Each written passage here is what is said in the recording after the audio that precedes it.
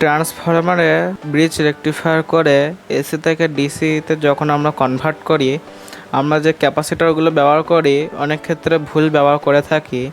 আমরা সঠিক কোন মাইক্রোফ্যারাড কত ভোল্টের ক্যাপাসিটর কোন জায়গায় জুড়তে হবে সেটা আমরা অনেকে জানি, আবার অনেকে জানিও না। তো এটা নির্ণয় করার একটা সূত্র আছে।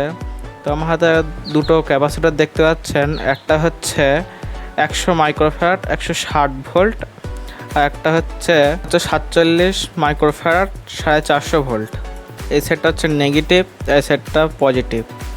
রেকটিফায়ারের পরে যে ক্যাপাসিটরগুলো জুড়ি আমরা, সেই ক্যাপাসিটরের একটা সূত্র আছে। ধরি ব্রিজ একটি করার পরে আমার 12 ভোল্ট লিখে নিচ্ছি আমি, 12 ভোল্ট 2 অ্যাম্পিয়ারে কারেন্ট, আর 12 ভোল্ট আমার পাওয়ার সাপ্লাই। তো এই জায়গাটায় কোন মানে ক্যাপাসিটর ব্যবহার করতে হবে সেটা আমি সূত্র দিয়ে দেখাচ্ছি।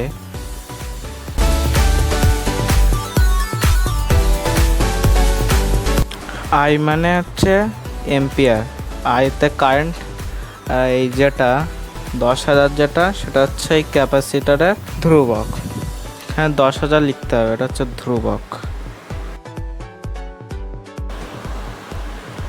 এটা হচ্ছে ভিআর মানে ভোল্টেজ রিপল, মানে আপনার আউটপুটে ডিসি ভোল্টেজ কতটা ওঠানামা করবে সেইটা এখানে লিখতে হবে।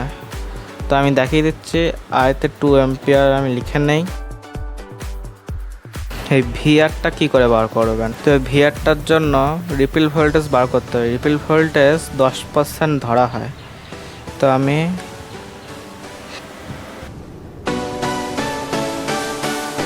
1.2 ভোল্টেজ রিপল হচ্ছে, তো সেটা আমরা এখানে লিখে নেব। তো এবার ক্যালকুলেশন করে আমি আপনাদের সামনেই ক্যালকুলেশন করে দেখাচ্ছি। এখানে লেখা আছে 2 গুণ 10,000, 10,000 ভাগ 1.2 আর এখানে সে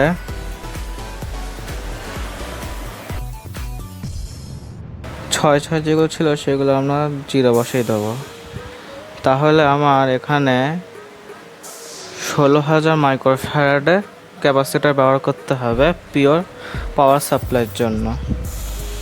এই সূত্রটায় আমরা কাজে লাগিয়ে এটা পুরো পিওর পাওয়ার সাপ্লাইতে আপনারা ব্যবহার করতে পারবেন। বড় যেগুলো ট্রান্সফরমার হয় হেভি অ্যাম্প্লিফায়ারে 1000 ওয়াট, 500 ওয়াট, 1200 ওয়াট, 2000 ওয়াট, এখন এইসব অ্যাম্প্লিফায়ারে যে ক্যাপাসিটরগুলো ব্যবহার করা হয় সেগুলো আপনারা সহজেই নির্ণয় করে নিতে পারবেন। তো আমি আরেকটা দেখাচ্ছি, 41.667 অ্যাম্পিয়ার হবে। তো এটা আমরা এই সূত্র হিসেবেই লিখে নেব।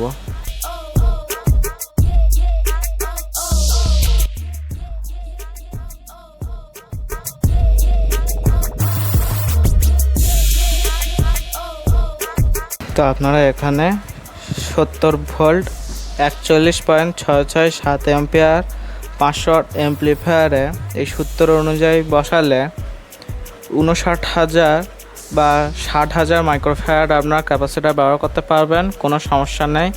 এটা কিন্তু একদম অ্যাকুরেট যে ক্যাপাসিটরের যে বার করার সূত্র সেটা আমি আপনাদের আজকে দেখালাম। ভিডিওটা আপনাদের কেমন লেগেছে অবশ্যই কমেন্ট করে জানাবেন। চ্যানেল নতুন হয়ে থাকলে চ্যানেলটা সাবস্ক্রাইব করে পাশে থাকা বেল আইকনটা অন করে দেবেন। দেখা হবে পরে কোনো ভিডিওতে। সবাই ভালো থাকবেন ও সুস্থ থাকবেন।